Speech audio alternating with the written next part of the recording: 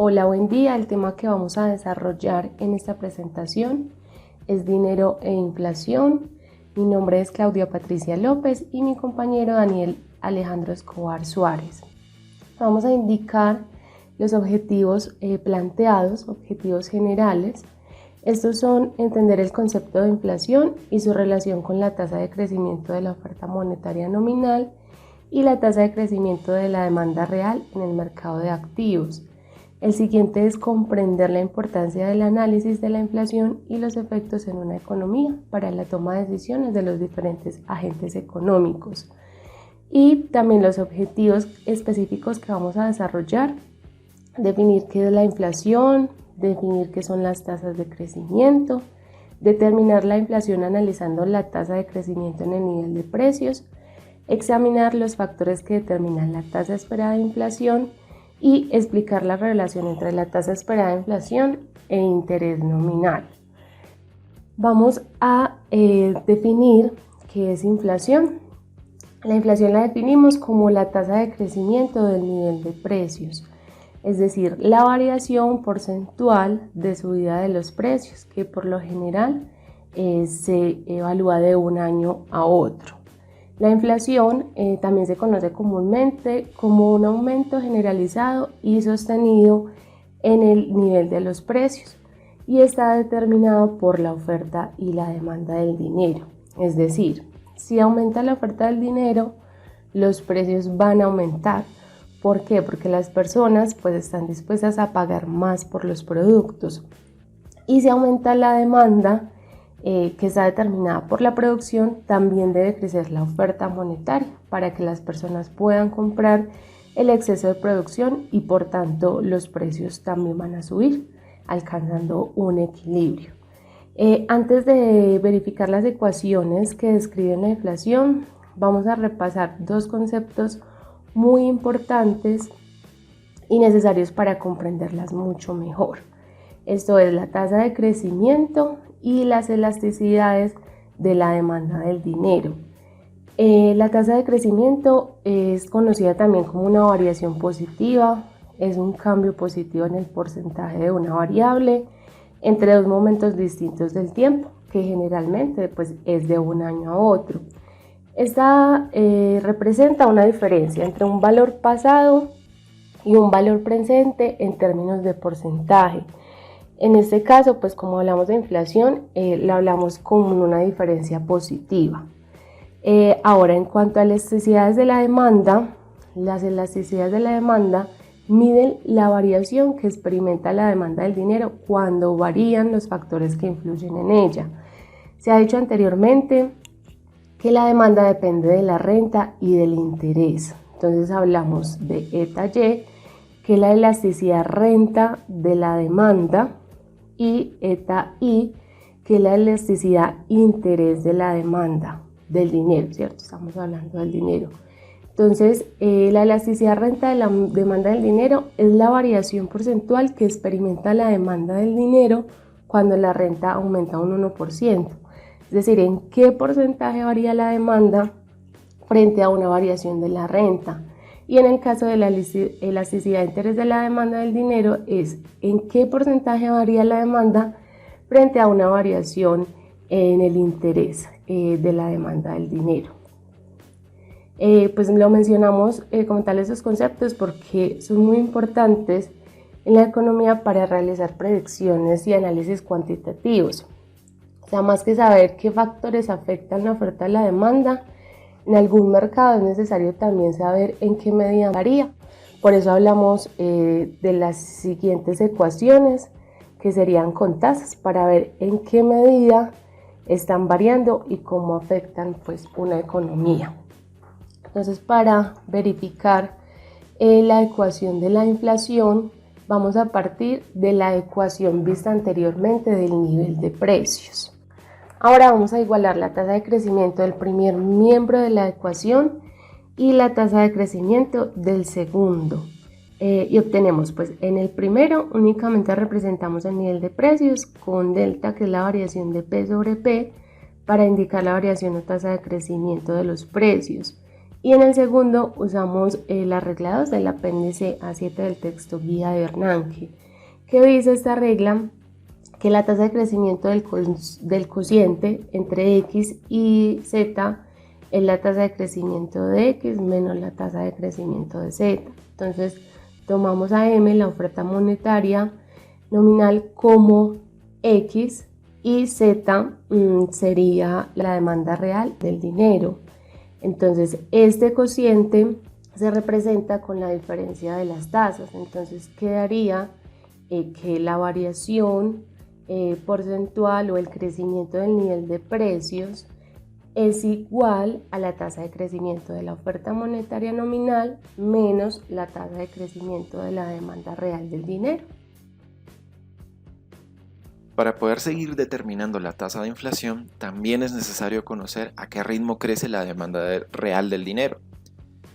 Para poder hacer esto necesitamos analizar la función de demanda. Nos damos cuenta que la función de demanda depende de dos elementos, la renta y el interés nominal.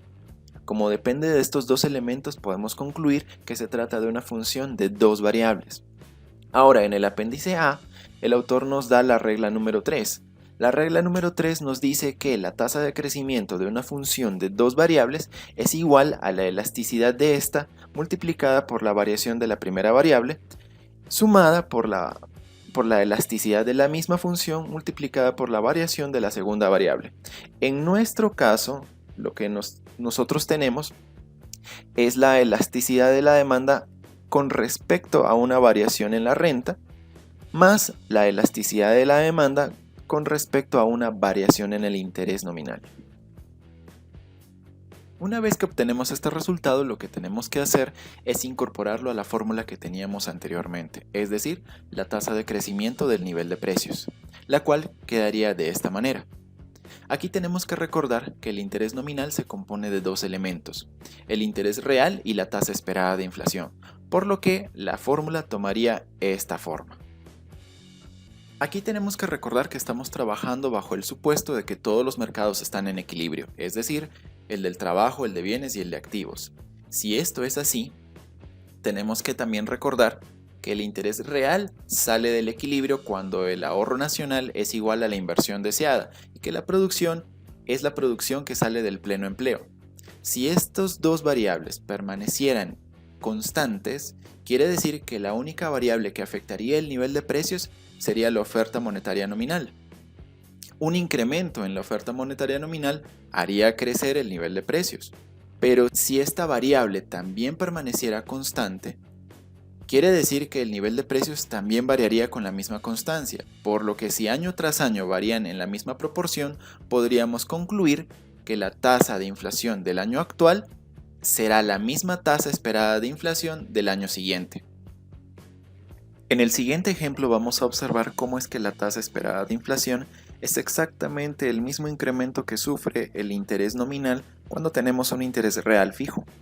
El ejemplo dice lo siguiente: si en una economía la tasa de inflación ha sido del 0% con un interés real de 1% que se ha mantenido fijo, y se estima que el nivel de precios actual pasará de un 2% a un 3% para el siguiente año, considerando que la tasa de crecimiento de la renta y el de la oferta monetaria se mantienen constantes año tras año, ¿cuál sería la tasa de crecimiento del interés nominal?